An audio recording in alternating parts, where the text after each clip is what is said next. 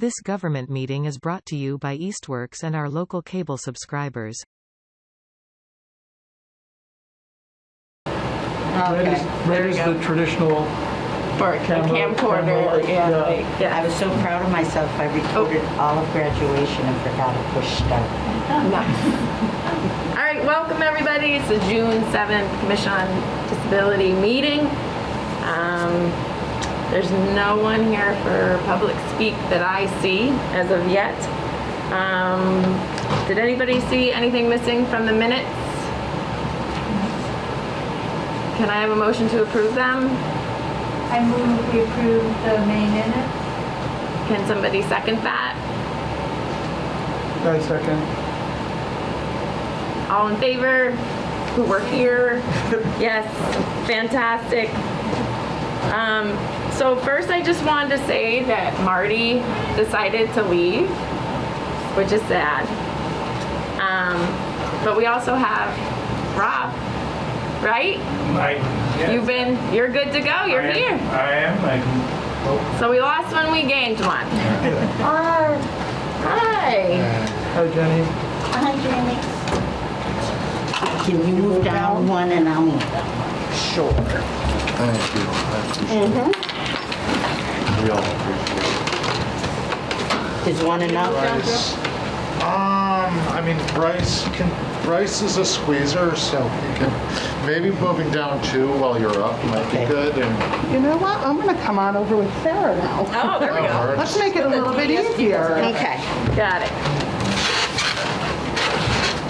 Okay. More? This will work, yeah, because this chair can go back here, and Bryce and Jenny both have their own seats. So.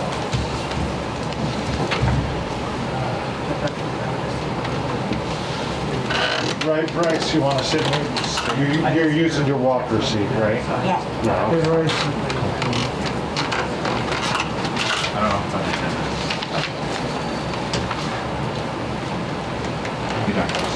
Here. I'll move down. How you like? No, you're okay. I can't. Space. Sorry, we're a little late, guys. We had a transportation issue. That's okay. You're just in time for me to say really important business. Okay. It's Eli's birthday. Oh! Happy birthday! Sorry, Eli. Okay, so first we're going to get started with DDS. So we have Sarah and Carrie. Who would like to start? I'm sorry, could I have your last names? Her last name is Purcell, and my last name is Hunter. I'm sorry. Hunter? Hunter? Yeah. Yeah. Do you want me to talk to her? Yeah, I'd love to see where we want to start. I really appreciate you guys asking us to be here. My name is Sarah Hunter, and I work for the regional office of DDS in Springfield. And this is Carrie Purcell, and she's the area director of the Franklin, Hampshire area office, which is the area office that serves Easthampton. And in addition to working at DDS, I'm also an Easthampton resident, so it's cool to be here. And yeah, I just, Angelique asked us to come and just kind of give an overview of DDS and kind of what we do in the community. So do you want to go first, Carrie, and kind of explain the area office and then I'll jump in? Sure, yes. So we have 7 area offices here in the Central West region, and I oversee the Franklin, Hampshire office, which is in Northampton, that covers Easthampton. We provide services to people of all ages. So for children and youth under the age of 22, we provide family support. Sarah can talk more about the DESI and the IFS program. And then over the age of 22, when our youths have left their entitlement services with school, we have a wide range of different services that people can be referred to for meaningful day opportunities, in-home supports, activities, and residential placement. That includes group homes as well as shared living options. And as far as family support goes for children and also for adults who live with their families, we offer stipends that you can access through the Family Support Center. The Family Support Center here is the Pathlights Inclusive Community Center in Hadley, which you guys might be familiar with. So if you if you are a family member of somebody with a disability, or you are a family member of a child with a disability, you can get flexible funding to help pay for disability-related costs. You can get in-home behavioral help. Sometimes you can get an adult companion, which is like somebody who can just sort of spend time with the person and take them out in the community and do fun things. And then through our children's services, we don't offer like you wouldn't go to DDS if you were looking for speech therapy for a kid. You wouldn't call us and say, hey, send one of your speech therapists out. We need to start doing regular therapy. But you might call your Family Support Center for help finding a speech therapist. Or you might call your Family Support Center for help getting onto supplemental disability insurance through Mass Health so that you can pay for a speech therapist. So, we do a lot of connecting folks to resources that already exist in the community, and then we also try to kind of build up more resources so that people with disabilities can live, good lives in the community where they want to live, doing the things that they want to do that are important to them. With our regional, the way that it kind of works is if you are if you're found to be DDS eligible, you have to do a DDS eligibility application. DDS is for folks who have developmental disabilities, including autism. And if you're found to be eligible, you get assigned to a service coordinator in your area office, which for here is Franklin, Hampshire. And your service coordinator is going to work with you to connect you with the things that you need, including the family support centers or any other community supports that you might need. And they'll do the referrals for programs that we pay for, such as community-based day support programs or group homes, shared living, that kind of thing. We also offer, one of the cool things in DDS that I used to work on when I was a service coordinator that I really liked was individual home supports for adults with developmental disabilities who live independently. So we might refer you for individual home supports, and somebody can come out and help you go shopping, cook, get you to medical appointments and things like that, so you can kind of live in the privacy of your own home and be independent, and then still receive the supportive services that you need. So we do that as well. And then from our regional office for children, we do offer some specialized programs such as intensive flexible family support. We call it the IFS program. That's for families who are kind of going through a big transition, families of youth who need some help restabilizing and kind of finding their way. So you'll get a little bit more case management and a higher flexible funding allocation. And then we also do this program called the DESI program, which is funded by the Department of Education and run by DDS. It's for children who are at risk of residential placement, and the families receive a budget that they can use to hire services and supports to keep their child at home, attending school from home, not having to go to a residential school. So those are kind of a great overview of services that we provide. Does anybody have any questions? Well, one thing I'd like to note is that once you become eligible for us through the Department of Developmental Services, you're eligible for life. There's no rehabbing to apply for services. We have times where people maybe are not engaging with us and maybe do not need the services and supports that we have. But that doesn't mean that they have to reapply for services. So once you're eligible and you have the ability to engage with your service coordinator if there's services that you want. And we have a lot of new initiatives coming out right now with our department. We are really looking at technology first, so we're doing a lot of initiatives with assistive technology and remote services. This is another great opportunity as we have so many youths coming in that are way more technology savvy than I am. And me. And so being able to access the technology for greater independence. So we have that big initiative. We just started a new RFR for remote services and assistive technology. And one of our other programs that we're growing that I just think is so amazing for people to know is we have what's called a self-direction program. So it comes with multiple names. Sometimes you'll hear it called Participant Directed Program. Or PPL. Or PPL. Yeah. Or its kind of sister program, which is Agency with Choice, which is similar, but is the opportunity for people and families to direct their own services, to create a budget, to outline what is it that they want to be able to do with it, and they can drive some of their day programs or home services. It's not a residential program, but it is a great opportunity for many families to to hire and train the staff that they would like to have come and do the program, and then really design it to be how somebody wants it. So we have lots of great opportunities here. We have some local businesses that are self-directed programs. We have a dog wash that's up in Amherst that is run by a gentleman and his family who does self-direction.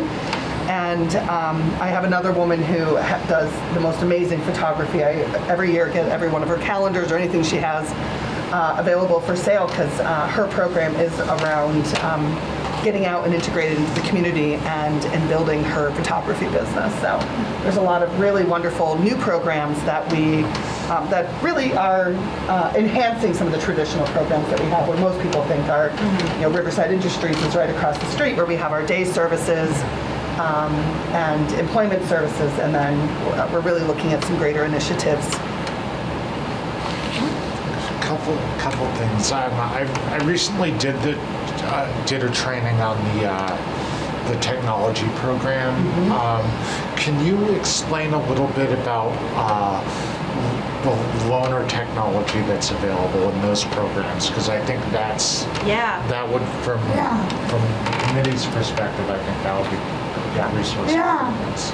So we have a lending library that's available through UCP, who's our kind of regional technology go-to. Now they got the RFR, so UCP is the one. And so they have AAC devices, they have mobility equipment that you can borrow and try out. They have smart home equipment that you can borrow and try out. And it's a really cool thing, because a lot of times, we don't want to spend a ton of money on something that we don't know is going to work. So it's nice to be able to give folks the opportunity to try a bunch of different forms of technology and see what's actually going to work in their life. So that is available through UCP of the Berkshires, but they'll come to you and drop it off and everything. So you don't have to go all the way out to the Berkshires to get it. But thanks for mentioning that. So that would be like, an example would be if you had if there was a kid, a kid that might either need like adaptive feeding equipment at home, and you're not sure what's going to work, but you want to try this stuff, or a communication device would be a big thing that you Jenny's. And you probably tried a bunch of those before you found the one that worked for you. Or the different applications that go onto the devices, You they like also that one, will. Yeah, and Jenny got so good that she goes around and demonstrates Pathfinder, or she demonstrates her advice with her speech path to like different organizations. Cool. Yeah. So yeah. Yeah, I'm friends with somebody in the Berkshires who has what was a Liberator, and then it was a Pathfinder, and I think she's got something else now. She's always going around. It's different than the Pathfinder now, right? It's something else? I don't know. What's it called, do you know?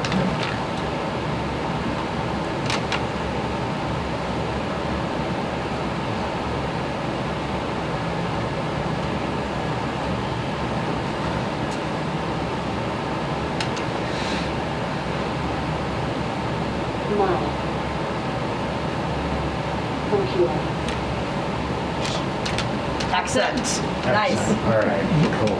That is super cool. So yeah, that's an example of something, and you're a communication device. It's a very personal thing, as you know, I'm sure, and as a lot of us know. So you want to try lots of different things out, and they can be quite expensive. Insurance will cover them sometimes, or they'll partially cover them, but you don't want to like buy one and then realize that that's not really the thing that's going to work for you. So you can definitely borrow that and kind of trial that from UCP, and they're very happy to help you out with that. Another thing, you had kind of mentioned the feeding equipment, and I hadn't even thought about that, but one thing I remember them saying at the presentation that I last went to is they actually have like spoons and forks and things that have gyroscopes in them, so that people whose hands shake can continue to feed themselves independently, which is like a huge, it makes a huge difference for somebody's quality of life, especially if they're experiencing that for the first time. And so you can borrow those as well and try them out and see if they'll work, and if they do, there are definitely programs that will help you pay for them. And including DDS. Sometimes we will definitely help people buy those as well.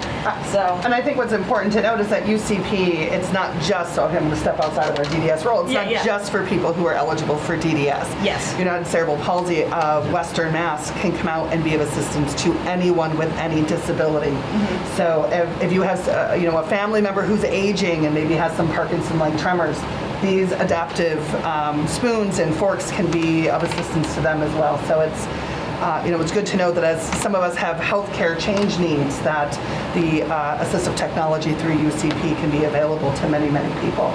And they are doing some road shows now. They are. They just came to our regional office a week ago. Or was it a week ago? Yeah, June 1st. Whenever I blew my tire out of my car.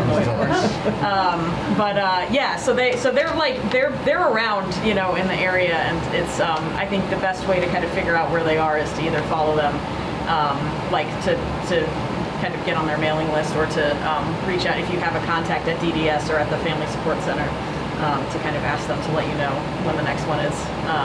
I don't know off the top of my head when the next one around here is, but yeah, I'm not sure, but they will come out. If you have enough people, they would schedule and be able to come out. Yeah. And I know that their home location is in the Berkshires, so people think UCP is just in the Berkshires, but it's actually all of Western they go Mass. all the way out to 495. So that's our region, by the way. Central West is from the 3/4 of the state. Yeah, it's most of the state. It's from the New York line all the way up to 495. So according to Massachusetts, that's one region. So the Franklin, Hampshire area office is most of Franklin and Hampshire County. And some of Worcester. And some of Worcester. So I go all the way up to Yeah. Templeton. So Easthampton all the way up, the entire kind of horseshoe of. Jeff, you have a question? Yeah, Jeff. This is really good, and Angelique and the commission have been bringing people to the meetings to explain the services that people provide, and there's just a wide range. And I think my question is kind of how can you describe what's an initial interaction with someone, or how do they get in touch with you? Because I think that's something that the commission is trying to do, is build resources that are available, and often I think people get a question from somebody, or somebody is, their situation is changing, and to direct people to you guys, or what does an initial consult look like? Or can you just explain some of that? So the first step is to see if you're eligible. Now, because you do have to, if you were eligible as a child, you do generally have to reapply for adult eligibility. That's the only time you have to reapply. And so some people became eligible, they might have become eligible as they were transitioning out of high school. It was one of many pieces of paper that they signed, and they didn't realize that they were eligible for DDS. So sometimes when somebody is a little bit lost, or their circumstances are changing, the first step would be to figure out if they're eligible, and the best way to do that is to call the Franklin, Hampshire area office, or to call the Inclusive Community Center in Hadley and ask if they happen to know if this person is eligible. Oh, they are? Yeah, the end of this month. So they're moving to Northampton on 66. So Hadley will be moving. Anybody who has a developmental disability, anybody who has intellectual disability, is generally found eligible. And you can also be found eligible with autism without intellectual disability. And then within that, we also have, we have some folks who have Smith-Magenis syndrome or Prader-Willi syndrome who might not have intellectual disability, but they're still found eligible. So, if you have a developmental disability, including autism, you can either be ID eligible, which is intellectual disability eligible, or you can be autism eligible, which means that you don't have intellectual disability, but you do have autism. So those are kind of our two big eligibility categories. We also do have a small acquired brain injury program, and this is just for folks who are living in nursing homes as a result of their acquired brain injury, and they need help transitioning to a community-based group home. And so those folks can apply for DDS eligibility for the purpose of transitioning out of the nursing home. So it's a very specific ABI eligibility. It's not just anybody with acquired brain injury, but that is available. So if you have a family member, somebody who's living in a nursing home because of an acquired brain injury, it's worth looking into it. But so the first thing that you would do is to confirm whether or not you're eligible. And we also have an intake and eligibility department at the regional office, and you can just call them and ask. If you're not DDS eligible, you would have to fill out the application. As far as state applications go, it's actually pretty easy. It's only a couple pages. You just have to get a lot of documents. It's a lot of supporting documentation. Yeah, so you have to have your original diagnosis of autism or intellectual disability, and if you can find it, or recent IQ testing or recent autism evaluation, and then kind of proof of residency, and it's all spelled out in the application exactly what you need, and the Inclusive Community Center can help you do that application. They help folks all the time with that. And so then you send that into intake and eligibility. You probably will have contact with an eligibility coordinator who might come out and just do further kind of interview with you just to make sure that everything is lining up. And then if you're found eligible for DDS services, you get a letter that's telling you who your service coordinator is. And the letter always says your service coordinator will be reaching out. I generally recommend that people just call them because it can take them a little while to get to it. So, and then your service coordinator will refer you to the Inclusive Community Center, or will refer you to other services that are appropriate beyond there. So that's kind of the best way to do it. And also I live in this town, and if you guys have any questions, feel free to get in touch with me. I'll help you figure it out. I'm always happy to be the bridge between the community and DDS, because I know that sometimes it can get confusing. So Yeah, I think that there's, just to kind of highlight on that, there's several ways to become engaged with the department. And the first one, often it's the school departments or DCF supporting the families and applying based on, or maybe the pediatrician's office based on the diagnoses. If they're medically complex, they may encourage a family to apply for services through DDS. We at the area office field calls all the time from families, and we immediately send them over to Pathlight as our family support center. At the area office, we cannot assist in the application process, but the family support have service navigators that will. So, and they can come right out to somebody's home. They can sit with them, help them through the application process if the family is struggling to understand what is expected, what is the supporting documentation. So often that is how somebody who is child eligible may come through our services. Surprisingly, we have adults in their 40s, 50s, and 60s sometimes that come through adult eligibility. Maybe it's from, they've lived at home with their family most of their lives. The family never applied for services, and then there's a change in need within the family dynamic. So we will see, unexpectedly a parent passes, or a parent ends up in a rehab facility, and it's the hospitals or somebody else contacting us saying, we have somebody here who we believe may be ID eligible, and then we'll engage the Family Support Center, Pathlight, to come out and work with the individual to get the application process done.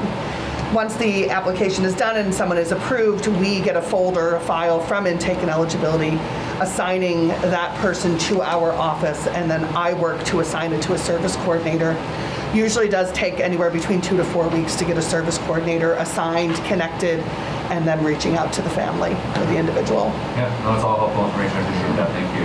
And I also want to make clear too, like DDS services for adults, they're not entitlements, which means like your schools, if you're a child and you have a disability, you have a right to services through your school. It's actually only children with disabilities who have a right to education, just because of how the law is written. Mm-hmm. So those are called entitlement services. So regardless of like what you need to participate in school, your district is required to provide it to you, even if they don't have the money, even if it's not available. And we all have experience with school districts that won't or can't do that. But that is the law, is that you are entitled to those services. For adult services through DDS, they're not entitlements. They're priority services, so it's based on what our funding looks like and based on who kind of needs what in the area. So right now, like as far as services go, we don't have a huge. We're having the same staffing crisis as everybody else is. So I would say like in terms, it's more challenging to get day services, for instance, than it used to be. But unusually, we also have like plenty of money right now. So like we have the money, we just don't have the people. We have also had times where we've had people, but we haven't had the money. So it's always really important, I think, for people who are DDS eligible or who have family members who are DDS eligible to kind of follow the state budget. And if you see things that you think might affect your services, to like speak out about that. Like our legislators are always happy to hear from their constituents, and a lot of times they don't even really know like what is going on. And so if you're having trouble, if a family member needs something and the funding is not available, it's always worth kind of like making your voice heard and making sure that you're engaging in that political process, because that's how we get the funding that we need to provide the services that are needed in the community. So I always, I think people get used to being in school and they're kind of like, this is my IEP, these are the things I'm entitled to. And then when you're an adult, that does change. So I always like kind of encourage, families and individuals to really think about what they need and follow the state budget and kind of make sure that those things are being funded. Yes, you two can go, and then we have to. Okay, I just have a quick question. Yeah. What you're saying about the education. I have a neighbor whose child is DDS and is followed by DCF and everything. He's a foster child. And he needs more, he cannot really attend the regular schools, okay? And Easthampton is refusing to send him to the proper type of school. Do they do that often? Oh, yes. Yes. Absolutely. I think my heart aches for this woman because it's like yeah. he needs special care and conditions. Yeah. And they can't So provide it's, it. you know, that is a tricky situation, and I work primarily with children, and this is something I think that comes up more than anything else is disagreements between families and school districts regarding what the child needs in order to make to make progress in a free and appropriate public education in the least restrictive environment, and so this comes up a lot. We certainly at DDS we will certainly help families kind of navigate that. We can't advocate directly. We can provide some support to hire an ed advocate. That can be helpful. That's one thing that we can do. But yeah, I would say that this is challenging. Like this is something that a lot of families deal with, and honestly, when we're going into adult services, a lot of families are really traumatized by what they went through in school, and it's hard to kind of switch gears and think about what sorts of adult services are needed and how to advocate for those when the system has been so different in education. Well, I guess my question is, if by law the child is entitled to an education in a safe and secure environment for that child, how can the city or town refuse them? I think that it just So depends many on, ways. there's all sorts, Wiggle. I was gonna say, that'd be a great question know. for the school department to bring Yeah, in right. and talk about. I think, Do you come across Take a this trip often? upstairs. Oh yes, constantly. I mean, it's all over the place. It's not just Easthampton. And I think to be fair to the school, and I used to be on school committee actually. To be fair to the schools, special education has never been fully funded, and so I think that there is a lot of pressure on the school departments to kind of make do with what they can and kind of spend the least amount of money that they can. And then there's also they also have these responsibilities. It's tough. I think we need to let me just speak for myself and not as a DDS person for a minute. I'll just speak as somebody from Easthampton. I really think we need to look at the way that school funding is allocated. We need to insist that special education be fully funded the way that it was supposed to be when the IDEA was passed, and it never has been. The effect of not fully funding special education has really it's hurt a lot of students, and also hurt a lot of communities and relationships between schools and families. It doesn't actually need to be like this, and that's kind of my that's my feeling on it. Jeff has to go. We have to wrap up. Sorry. We have another speaker. No, that's okay. I should Go get ahead. off You, my you raised your soapbox hand. anyway, so. No, you were yeah, not. I was It's so just- fast. You're informing people. For either, there's probably going to be two different answers. Yeah. But for family supports for children or adults, how long is, if someone is deemed eligible for those services, how long would it take to find someone to provide those hours? Well, it just depends on what you're looking for, where you live. If somebody is eligible for DDS services and we're able to support them, we have the room in our budget. We prioritize them. They have somebody they want to hire. Yeah. Perfect. Okay. That's great. We can do that. That's why I talked about the self-directed Yeah, program. exactly. Because often if you have your own staff. If you've got your own staff, we can help you. Yeah.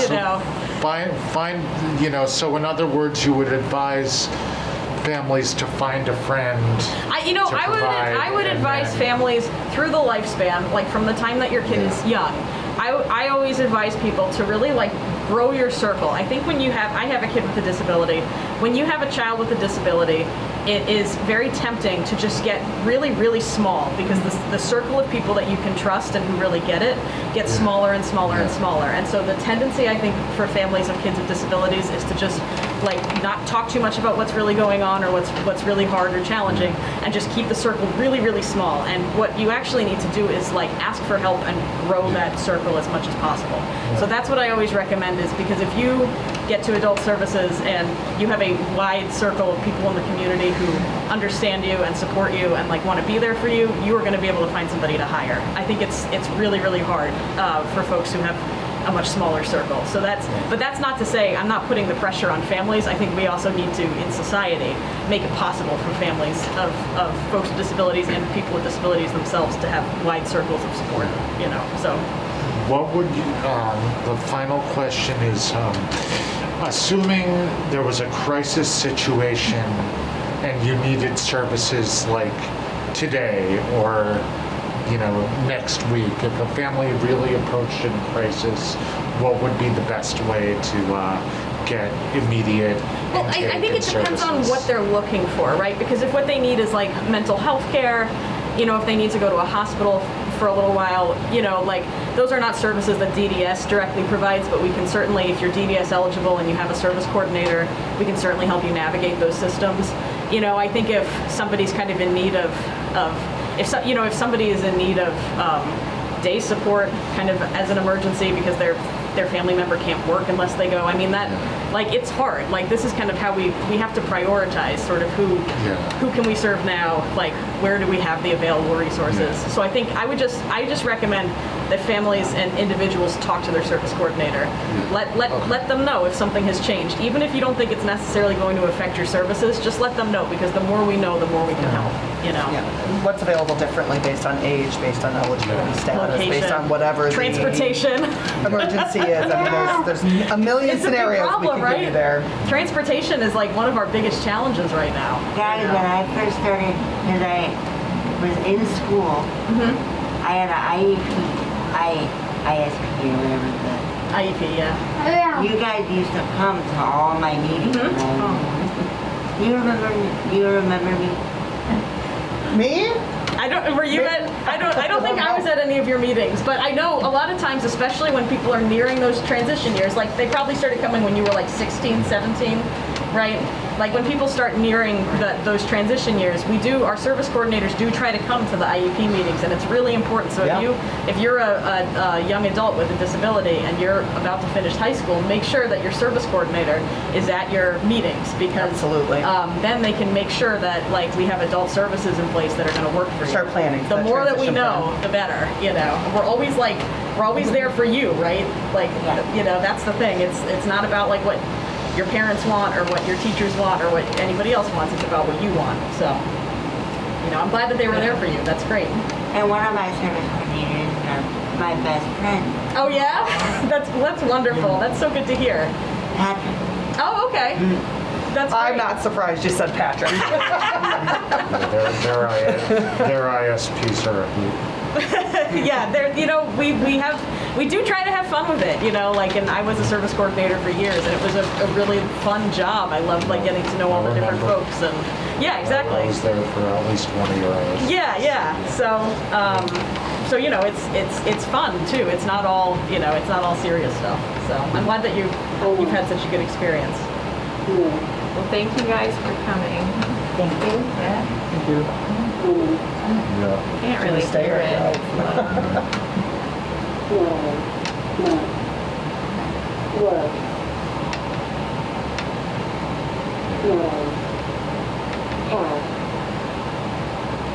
Baby.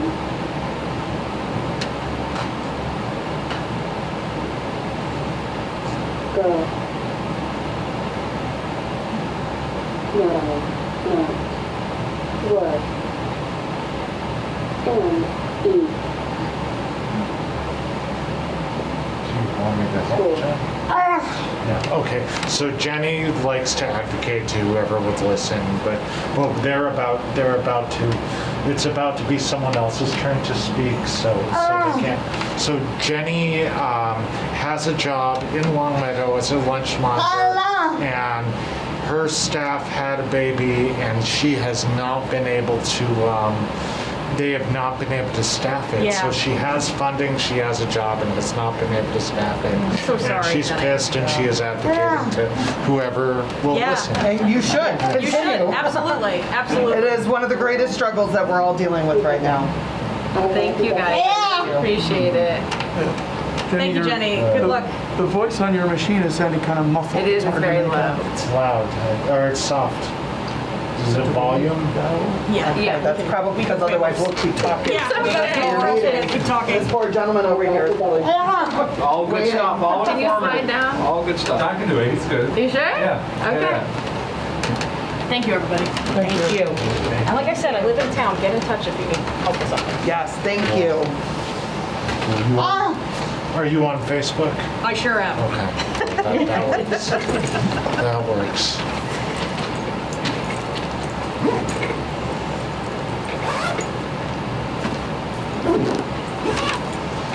Thank you for Hi having us. guys. Thank you for coming. All right. All right. Take it away. Thank you for allowing me to address you guys today. My name's John Mason. I'm the Parks and Rec Director. And I've been working with Jeff Bagg on a project that we're looking to get funding for through the state. And what we're looking for today is support from your commission. We are looking to add an ADA accessible playground down at Nonotuck Park that would attach to the existing playground that's down there. And with that, we are looking to do some connectivity between the accessible bathrooms, the newer ones in the park that would actually connect into the playground, the new playground being built into some other areas, to the pool area, at some other spots throughout the park as well. So, you know, we think it's an important piece for this project. It's going to be included on all. We're upgrading the pool itself to the deck of the pool, fencing, some other features or shade features are getting constructed as well as part of this grant project that we're going through. We've hired a consultant to do some design work. This would be phase one. Phase two itself would be construction of a pool, looking at filtration, things like that. But this is phase one, and this is where we kind of envision adding new resources and creating an ADA playground. So we're looking for a letter of support to include in the grant. The grant submission is July 14th. We're reaching out. We're on the CPA agenda next week, and then July 6th City Council agenda for letters of support for this project as well. So, Jeff, you have anything to add on top of that? You always Do we had have something. like designs or something to look at? Well, I brought one, but it was the one that I grabbed the wrong one. I grabbed the one that you mocked up. You know, for design of the playground itself, no, they haven't. We haven't determined specific equipment. I did go up to Belchertown a couple weeks ago. They have a wonderful accessibility playground up there. Jessica's, if you get a chance to go up and see this, is phenomenal what they did with that playground. So I sent pictures to our consultant for some of the equipment that we'd be looking for. You know, so pictures of exact equipment, no, but location would be, if you're looking at the existing playground inside the park with the ball field behind you, it'd be to the right of that. And then to the left, I met with another grant funder. We're looking at putting a gazebo or a pergola, which would also accommodate ADA accessibility as well for shading while they're not in the playground. Yes. Go first. All right, I just want to clarify that the city has already hired the consultant and that the grant is to fund the equipment.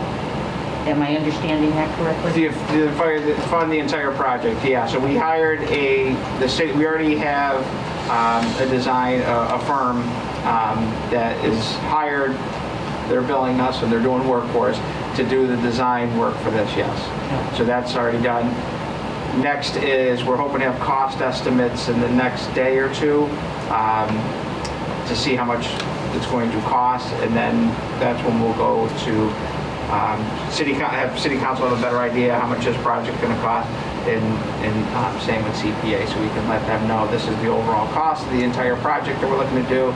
The state will fund up to X amount of dollars, and this is where we'll be. So. Have you checked out the across in the center of Amherst, like across from where I don't know where Bertucci's used to be?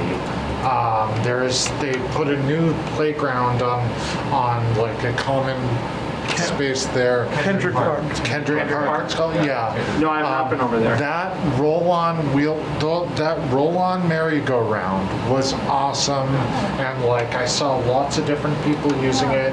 It's a merry-go-round, but it's flush with the ground, so people can roll on, and was really great. Yeah, I'll check it out. Yeah. That's the one question, and John, I'm sorry to bring you here, or we're talking about this, but the one question is, this is kind of early, so this is the early stage where we would get the letter of support from the commission, CPA, City Council. I don't know whether we're going to have a full fleshed out design of the playground so sometimes that grant funds the final design piece, and so that might be something that we could clarify, but when there's actual what features are going to go into that playground, maybe there's an opportunity to bring that part back to the commission at some point. Yeah, it's a good idea. Absolutely. I don't think we've fleshed that out. No, we haven't. I sent them pictures of general ideas, and they have the scope of what is required. So they're good at that. But when we did the playground that's down there now, we were able to go through basically a catalog and looking like, yeah, this would be a great piece, this would be a great piece, and you can kind of pick and choose what you'd like. And the rough ballpark when you get the budget, you kind of know where you got to be in with. So yeah, that's a great idea that we can come back with some general designs and thoughts like that. Absolutely. When do you need the letter? So we need the letter to go in the packet for the 14th, and I know Jeff's kind of like me, he likes to get stuff done a little bit early, so there's no last minute stuff. So we're looking for hopefully today, or just we'll get a letter generated to us that we can include in the packet by like July 1. I would say would be kind of our target. Okay. Yeah. So in the past, either there's been a letter that's been transmitted, or the commission would vote to allow Angelique to sign it on behalf of the whole commission, and basically it's going to be the commission supporting the creation of an ADA playground and not a subject. And I think the other part is that John mentioned is the connection from the playground. There's the accessible bathrooms. They're they're on the other side of the pool, but this would be a path, a paved path of some sort that would allow someone who uses a wheelchair to get from the ADA playground to the accessible bathroom. So that's an important connection that doesn't exist today. You'd like something like that, right? We'd all like something like that. It'd be a nice touch. Are people okay if I sign it? I can send the letter out to you guys. I make a motion that we allow Angelique to sign the letter of our support. I second it. All in favor? Thank you. Thank you very much, and between Jeff and I, as things progress, and if we do get the grant and we move forward, we'll keep you guys in the loop, because it's an important piece for this group as well to be involved in, so be happy to keep everybody in the loop as we move forward, and fingers crossed, hopefully have some success with it. Thank you. Thank you for your time today, I appreciate it. Thank you. So Jeff, you're not on camera, just so those two seats. Okay. So as far as recruitment, we have our new member. Did you want to just introduce yourself a little bit again? Yes, I'm Robert Wild. I am a peer supporter in the mental health field, but I have a wide range of disability experience with wheelchairs, developmental disabilities, children. And I just want to help implement and pursue the regulations that would make being disabled easier and easier. Great. Welcome. I'm glad you're here. So we still have 4 spots though, because Marty left. So keep chatting. We're allowed to have a table at Cultural Chaos, but all of you are busy. So, and I am teaching a salsa lesson, so I don't know that we'll have somebody be at that table. But in the future, hopefully we'll be able to like be out in the community more. In the week, Yes. when is Cultural Chaos? This Saturday, it's gonna be so chaotic. I'm not gonna be here. I'm gonna be with my mom. Oh, you're not gonna come dancing? We went there last year and we ended up walking around the whole thing? You didn't have it last year. The last time. A couple years I saw him. I remember seeing him again. Okay, so the next thing would be the resource guide. So I sent it to you guys. I got a few recommendations to put in there. Is there anything that you guys didn't email to me? I mean, it can be like a living document. I think it looks good. Yeah, there's a lot of work. Thank you. Yeah, and I think if, once it's finalized, if we made copies, probably put them at the senior center or other places, just, you know. So Get it out. back when it was made, so like it was my project, but there was somebody that helped me, and so we had a difference of opinion. And so for me, like if there's a veteran service, I thought it should go under veterans and all, but like that person felt like, let's say it was a hospital, it should go under hospitals. There was also a disagreement with, I felt all services should be on there, and that person felt like if you needed a referral, it shouldn't be on there. It should only be services you can just walk into, so I just wanted to get like the general. What would be an example of that? So like a therapy office, some of them you need referrals, so they want to put a therapy office on there that need a referral. Like I didn't think that made sense for me. Seems like there's no reason not to. Right. If not to put it on there. I mean, you could put like a mark on it that says referral needed. Anywhere with a referral, if you call them, we'll tell you how to get that referral. Yeah, so like DDS, you need a referral. Yeah. You can just walk in, but like, so that wouldn't be fair to me to like not have that be on the list. Yeah, that's And if it can fit in 2 categories, you can put it in. You can 2 put it in both. categories. Yeah. But okay, just Okay, I just noticed that you have info line nationwide from 211. We should probably put that United Way for help, okay. just so people know. And the number does work, because I did try it when I was giving it out. There's a lot. I haven't used that at all. No, it's okay. And you guys can keep sending me stuff. So. But I do think one of the most important ones is that United Way, that 211, because they have such a depth of knowledge of where to send, refer somebody. Are you able to help me do it? Yeah. With this? Okay. All right. And Jeff, we didn't make any progress, right, on the PSA yet, right? Okay. What else? I don't really have an update on the accessibility for the meeting. Like nothing has happened after Stan and I met with the mayor. So what is ending in July again? I guess I get confused. Me too. My understanding is that the opportunity for remote participation is supposed to end in July, but then there's conversation about that getting extended again. Okay. So I think that it's worth kind of doing the best we can. Like, 'cause there's other committees too that probably want to do it. Okay. Because if it gets extended again for another whole year or something, then I think we have the time to figure more stuff out. But if it is going to end in July, then that was kind of the trying to not scramble too much and then have it end in July.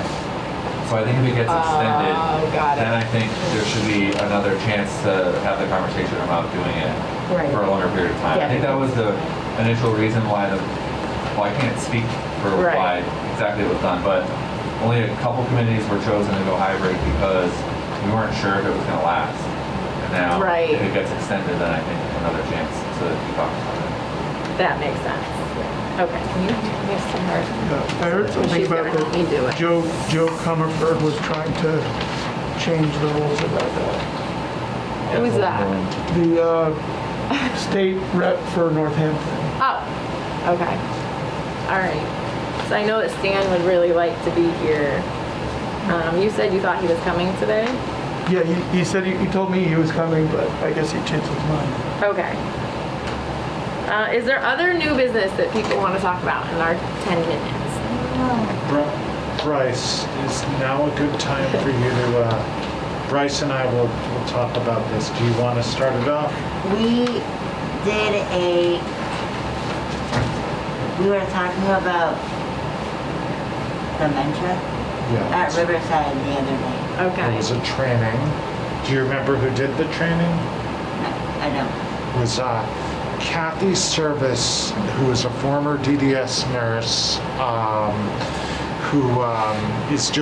who's acting as a consultant, did a training for both staff and consumers, and it was on dementia and how to support others around you with dementia. And it was cool, I thought, because you guys don't get trained often on how to support each other. So that's really cool. But the other piece of that is she has a more general audience training that she's able to do that. She could either come to one of these meetings, or I guess she has long-standing connections with Robin at the community center, and mentioned the possibility of maybe even involving friends and neighbors and just doing a larger training. How long was the training? Because most people, it's like an hour. It was an hour. Okay. They don't training. know how to crunch it down to like 15. Yeah, there's so.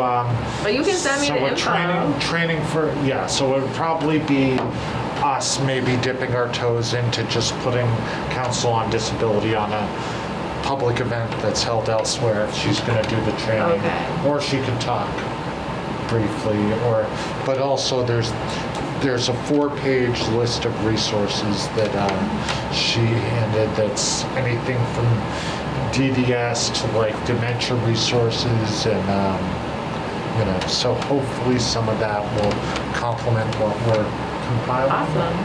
And I will shoot her an email, and I'll try to get an email copy of that list too, so you can just click the links and check them out. I think that would be a wonderful, even if we held it as a public event someday. Because I know I'm starting to deal with it with my husband with the early onset of Alzheimer's. And I'm kind of like, how do I deal with it? And I think there are a lot of others that even if we did it with us sponsoring it, but pull on the Council of Aging and Robin. Right. And did a big. Yeah, we tried to do stuff in the past. It was a long time ago, but like we would just have to make sure a room's available, and then make some flyers, and then if it was going to be here somewhere in the community, takes a little bit of work, but it's totally doable. Do you want to say something? I would just think that working with the Council on Aging may be helpful too, because they have, Cynthia is probably committed to something like that, and then they have some staff people who can probably help too, so I think making that connection would be good. Did you have something of your own for that? Yes. I did want to just say that I really am committed to getting this group out to the trail that's being built on East Street. The issue is that it's not paved. The parking lot hasn't been paved yet, and so I think I just wanted to come up with a plan so that we can get everybody out there. Somebody needs to talk to Riverside and coordinate so that we could get out there. But they had said it was going to get paved on May 15th, and here we are. In June. Like June is not paved yet, so everything's just pushing out a little bit. But I do want to get this group out there because I think right now what we're gonna try to do is sort of formally open it sometime in the middle or end of July. Okay. But I would love to have the commission out before that to see it. Can we? and then- Yeah, go ahead. Can we not see it before the parking lot is paved? It'll be, it would be easier if the parking lot's paved, and I had kind of thought it would be paved by now, and so it's just was like a lot of supply chain issues and blah blah blah. But I do think once it's paved, because there's going to be the access for a van, and then it's a direct access from the paved area to the trail, which right now it's gravel and it's it's not a stable surface, so I wouldn't want to bring us all up there at that point until it's a little bit further along. So. How would you be able to bring one or more people there for a field trip? Would I be able to? I do not drive. However, Riverside. Yeah. That's what I meant, like accompany them. And I meant with Yes. Riverside could definitely. Who are you in contact with? Lynn over there? I brought Lynn out there, and so Lynn is aware of the nature of the trail, Okay. so she was very excited. It'll be a future opportunity for Riverside to If bring you their could clients. get Lynn excited about bringing a group over there, it will happen. I will do that. That's the Okay. part that I wanted to make sure the parking lot was paved before we embark on kind of like coordinating the whole group to go. So just to be clear though, like you could come on your own, but you're not necessarily in charge of bringing other people. Like not in terms of, I mean. Could I come on my? No, I probably wouldn't even walk out to East Street on my own. I could drive. I'll be honest. We could coordinate, and I want to make sure that Jenny and Bryce could come too as part of our group. So Yeah. No, I just don't know that you're in charge of them all the time, is what I'm saying. Well, So would it be somebody else that we would have to speak with? Yeah. Jenny's in, if there was a plan, I could definitely make sure Jenny and Bryce were included. I work in, my typical assignment is in Jenny's room on Mondays, Okay. Tuesdays, and Wednesdays. Bryce is in the next room over. Got it. Yeah. So. my plan was to work with Lynn and then see how it would work out to get us as a group there too. Okay. So I'll keep working on it. It's going to be a little bit longer than I thought. So it's just the way it is with everything right now. I'm gonna write to the school department again because we never got to go into the school. So I don't know. School's almost out, so maybe they'll be better with us getting in there. School's almost out. You wanted to get a tour of the new school? Yep. Okay. Yes.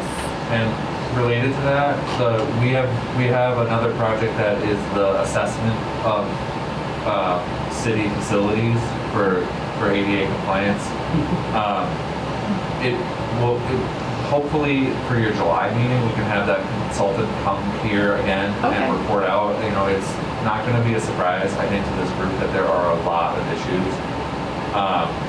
Things like just physical barriers, not connected sidewalks, and then they did all the city facilities and buildings too. So it is a long list of projects that the city will have, and I think part of the goal of the project is for the consultant to prioritize them. But I think that would be what I would like him or they to come and talk about what they feel the priorities are and make sure that the commission would agree with the way that the priorities is structured. Right. So I'll coordinate with you actually, but I think the July meeting would be a potential opportunity, or if not August. I mean, the list is very long, so, but I do think we're wrapping up. They're supposed to be done by June 30th. Okay. But I do want to kind of bring them back to this group to share their findings. Okay. Which it's not fantastic. I mean, I think we have a lot of older buildings. If you think about the age of a lot of our buildings, and then even the new ones. So you had pointed out the high school, even Mountain View, which is not even done. They found some stuff that should be changed before it's officially open. So That I can't understand how, because usually having worked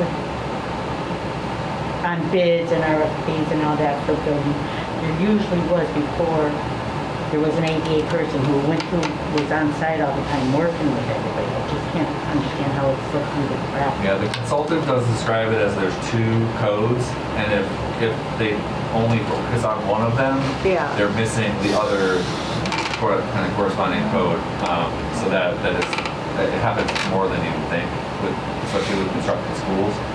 So I'll coordinate to try to get them to come back either at the July meeting or the August. Yeah, also, it seems like something that we almost never do, but that seems like our primary purpose for this commission is to look at this stuff before it gets implemented. Yeah. So that that we're an advisory committee, so we should be able to advise on these plans. In other words, before the school, we should have been looked at and said, hey, we think this. Because sometimes, it is true, sometimes the people who live it have a better understanding than the consultant who doesn't live it, who's school trained. When I was on the Amherst Disability Committee, that's what we did. Yeah, I tried to get in a bunch of times and they just, It's not, so it's hard. I hear what you're saying, Eli, except that's the school department, it's not there. So, yeah, I think it's a future priority to be involved in projects earlier. Are there other things under new business? Nope. Okay, I guess we can make a motion to adjourn. I have a motion. Second. We're all good? What We're time good is in it? taking off? All right. What's up? Just the time. It is 11:03. Thank you. This government meeting is brought to you by Eastworks and our local cable subscribers.